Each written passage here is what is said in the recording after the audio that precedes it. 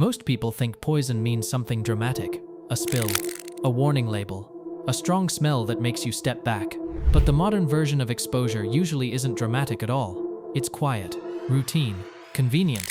It's the stuff you touch, heat, breathe, and eat around every day in amounts that don't make you feel sick instantly, but can add to what I'll call your background load over time. And before we start, this is educational only, not medical advice, diagnosis, or treatment. I'm not telling you to panic or throw away your house. I'm showing you where the most common, avoidable exposures can hide, so you can make smarter choices if you want to. Alright, here are 10 things in your home that may be poisoning you slowly. And yes, most people ignore number 1. Number 1, heating food in plastic. This is the easiest one to overlook because it feels normal.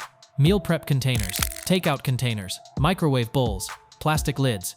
But plastic was built for convenience, not for heat. Heat changes how materials behave. When you microwave plastic, pour hot food into plastic, or repeatedly run plastic through a dishwasher, you increase the chance that chemicals can move into food. Some of those chemicals are discussed in research around hormone signaling. You'll often hear the phrase endocrine disruptors. That just means chemicals that may interfere with hormone messages in the body. This doesn't mean you're doomed from one microwave meal. It means if you want a simple, high-impact habit change, this is one of the cleanest wins. If you do nothing else from this video, do this. Stop heating food in plastic. Transfer it to glass or ceramic first. Use glass containers for hot meals. Keep plastic for cold storage only, if you choose to keep it at all. Number 2. Non-stick cookware that's scratched or overheated. Non-stick pans are convenient until they aren't. When a non-stick surface is scratched, peeling, or repeatedly heated too high, you're no longer cooking on a stable surface. You're cooking on a surface that's breaking down.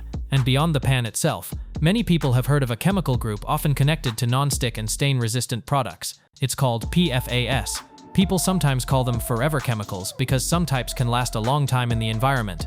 Again, this isn't about fear. It's about choosing your defaults. If you want a practical rule, use stainless steel or cast iron for high heat and daily cooking. If you keep non-stick, treat it like a specialty tool, lower heat, no metal utensils, and replace it when it's scratched. Number 3. Grease-resistant food packaging and wrappers. This one doesn't look like plastic, which is why it's sneaky.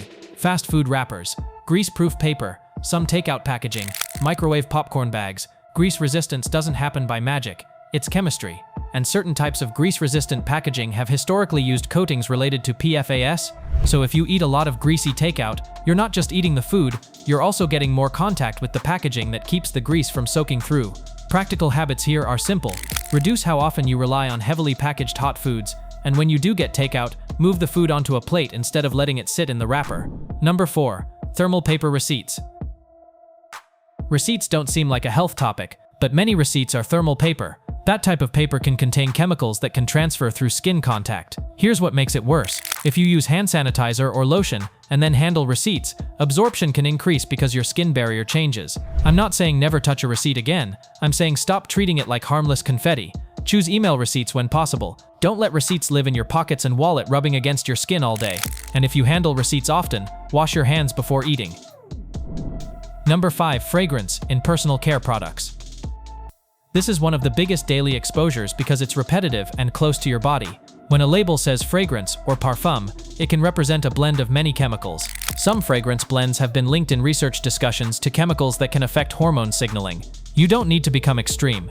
You don't need to smell like nothing forever. But if you want to reduce daily chemical load, this is a smart place to focus because it's direct contact, large surface area, and repeated use. Start with the products that cover the most skin and stay on the longest: body lotion, deodorant, hair products, and laundry detergent. Look for fragrance-free rather than just unscented. Number 6. Air fresheners and scented candles. If your home smells like ocean breeze, understand what that means. It's not the ocean, it's a chemical blend. Many scented products release compounds into indoor air. You'll hear the term VOCs. That stands for volatile organic compounds. In simple terms, chemicals that evaporate into the air you breathe. And indoor air is where people get caught. You can have indoor air that's more irritating than outdoor air because you're in a closed space with limited ventilation. If you've ever noticed headaches, throat irritation, heavy air, or worse, sleep after heavy scent use, your body may be reacting to that indoor chemistry. The simple upgrade is boring, but powerful: ventilation. Open windows for a few minutes, use a fan, consider an air filter if you're in a small space, and when you do choose scents, use them lightly, not as a constant background cloud. Number 7. Aggressive cleaning sprays used in closed rooms. A lot of people clean their home like they're fogging it. Spray into the air, breathe it in, close the door, keep going. If you can smell a cleaning product strongly, you're inhaling it. That doesn't automatically mean catastrophe, but it does mean your lungs are part of the cleaning process now. A practical shift: spray onto a cloth instead of spraying into the air. Use the least intense product that gets the job done. Ventilate while you clean, and don't mix products. Clean home is good, but clean shouldn't come with a chemical hangover. Number 8. Canned foods and can linings. Canned foods can be useful and affordable. This isn't a moral judgment, but many cans use linings, and some linings have historically involved chemicals like bisphenols. Even as manufacturers change materials, the general principle still matters. More packaging contact can mean more exposure opportunities. If canned food is a big part of your routine, your goal isn't to never eat it again. Your goal is to diversify. Rotate in frozen options. Rotate in glass jars. Use fresh when you can. It's not all or nothing. Number 9. Plastic bottled water as a daily habit. Bottled water feels clean, but it's still plastic packaging, stored and transported, sometimes sitting in heat during shipping, and consumed daily by people who think they're making the healthiest choice. Research has detected micro and nanoplastic particles in bottled water in various studies. The long-term health effects are still being studied, and we should be honest about that. But if you're trying to reduce unnecessary exposure, the habit is straightforward. Switch to filtered water and use a reusable bottle, ideally stainless steel or glass. And when you do buy water on the go, choose glass bottled water when it's available. This isn't about fear. It's about reducing daily contact with plastic in one of the easiest places to do it. Number 10. Old foam furniture and household dust. This one is wild because you don't use it, you just live near it. Some older couches, mattresses, and foam products were made with flame-retardant chemicals that can move into household dust over time. Dust isn't just dirt, it's a collection of broken-down indoor materials. This matters because you inhale dust, you touch surfaces, you touch your face, you eat with your hands. It becomes a low-level exposure pathway people never consider. If you have old foam furniture that's cracking or shedding, replacing it can help. But even without replacing everything, the basics matter. Vacuum, wet dust surfaces, wash bedding regularly, and wash hands before eating, especially for kids. Now zoom out for a second. None of these items is meant to scare you.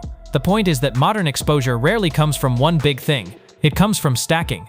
Heat plus plastic, scent plus indoor air, packaging plus daily repetition, receipts plus skin contact, dust plus time. This is why people can feel off and never find one clear cause. It's not always one cause. It's often a collection of small pressures. So here's the calm way to use this list. Pick 3 changes, not 10. Here are 3 that give you a lot of impact without becoming extreme.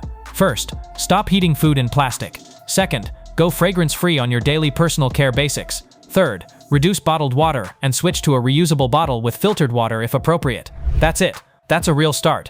And if you want to go deeper, not in a paranoid way, but in a practical, organized way, there's a book called The Poisoned Body that breaks this whole topic down clearly. It's easy to read, it covers many more everyday exposures beyond this list, explains why they matter, and gives practical ways to protect yourself without turning your life into a chemistry experiment.